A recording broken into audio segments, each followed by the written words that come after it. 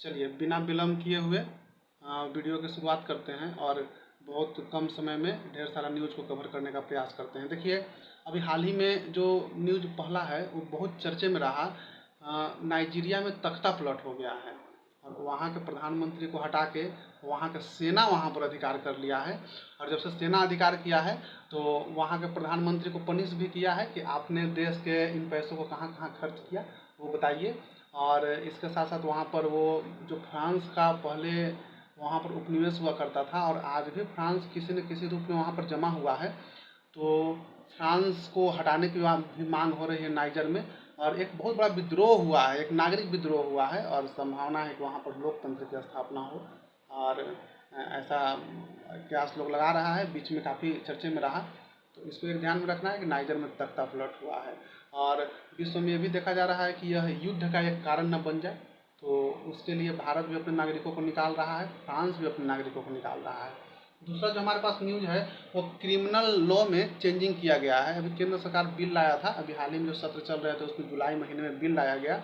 उसके माध्यम से जो हमारा पुराना जो आपके चल रहे थे जैसे आईपीसी, सीआरपीसी, आपका एविडेंस एक्ट, ऐसे करके जो चल रहे थे वो बहुत पुराने थे और उसमें परिवर्तन किया जा रहा है संसद के द्वारा नए बिल लाकर। और उसमें काफ़ी कुछ बदलाव है, जैसे कि लव जिहाद के मैटर को उसमें शामिल किया गया है, रेप जैसे मैटर को उसमें शामिल किया गया है और सज़ा की जो समय का निर्धारण था सज़ा वाले उसको बढ़ाया गया है। तो दूसरा मैटर ये था।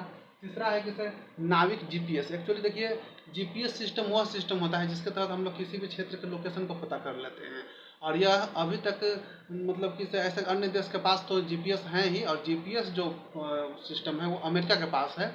अन्य देश भी इसको बना लिए हैं, तो भारत भी इसको बना लिया। कारण हुआ कि कारगिल युद्ध में अमेरिका हमको जीपीएस के माध्यम से सहायता नहीं दे पाया, तो हम लोग सोचे कि अपना खुद का जीपीएस बनाएंगे और इसके लिए हम लोग नाविक डेवलप किए जो कि नागरिक यूज के लिए है।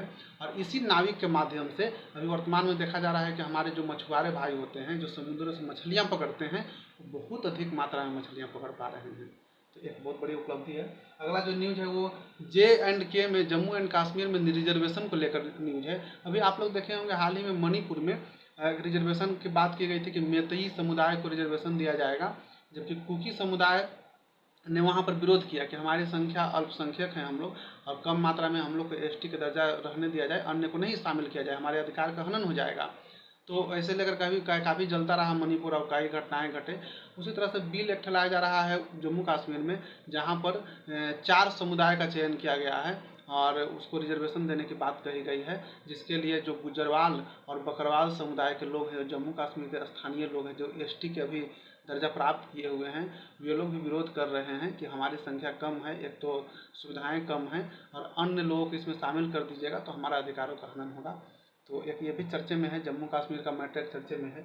अगला न्यूज है कि सुप्रीम कोर्ट, अगर सुप्रीम कोर्ट में आपको प्रवेश लेना है किसी भी व्यक्ति को, न्यायाधीश से लेकर एक आम व्यक्ति को भी, तो ई पास लेगा। और ई पास के लिए एक ऐप भी जारी किया गया है, सुस्वागतम उसका नाम है ऐप का, और उसके माध्यम से आप आसानी से ई पास ले लेंगे और उसमें प्रवेश करेंगे। अगला जो न्यूज़ है एक लूना 25, काफ़ी चर्चे में रहा लूना 25। एक्चुअली बात है कि हम लोग चंद्रयान 3 को अभी हाल ही में 14 जुलाई को लॉन्च किए और यह कयास लगा रहे थे कि यह 23 अगस्त को पहुंच जाएगा चंद्रमा के दक्षिणी ध्रुव पे। और हम लोग ये अनुमान लगाए थे कि विश्व भर में भारत पहला ऐसा देश होगा जो चंद्रमा के दक्षिणी ध्रुव पे पहुंचने वाला पहला देश होगा। लेकिन इसी बीच में रूस को भी एक छोड़ना था, पूर्व प्रस्तावित था लेकिन उसने छोड़ा नहीं था। तो एक उसका अपना एक मिसाइल है लूना 25 और इसका भी मिशन है चंद्रमा के दक्षिणी ध्रुव पर जाना और वहाँ से पानी को खोजना और वहाँ के हवा वगैरह को खोजना, इसका मेन मिशन है। तो उसने छोड़ दिया है और अनुमान लगाया जा रहा है कि 21 अगस्त को इसका पहुँच जाएगा लूना 25, जबकि हमारा चंद्रयान 3 जो है वो 23 अगस्त को पहुँचेगा। तो थोड़ा सा इसमें है कि से पहला स्थान शायद देखिए किसको मिल पाता है, जो भी देश पहले पहुंचेगा उसको विश्व में पहला स्थान मिलेगा चंद्रमा के दक्षिणी ध्रुव पे पहुंचने में।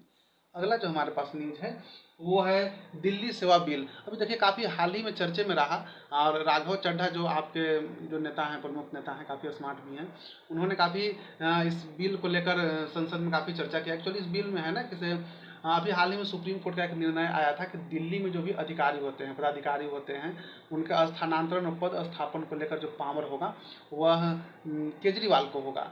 परंतु इस सुप्रीम कोर्ट की इस डिसीजन को चेंज करने के लिए सत्ता पक्ष की सरकार ने एक बिल लाया और उसके माध्यम से इसको बदलने का प्रयास किया गया है। और उसी को लेकर काफ़ी चर्चे में रहा दिल्ली सेवा बिल, और उसमें जो पावर हो जाएंगे ना, वो दिल्ली के उपराज्यपाल को पावर हो जाएंगे। तो ये काफ़ी चर्चे में था, इसको भी ध्यान में रखना है। और अगला जो हमारे पास न्यूज़ है वो है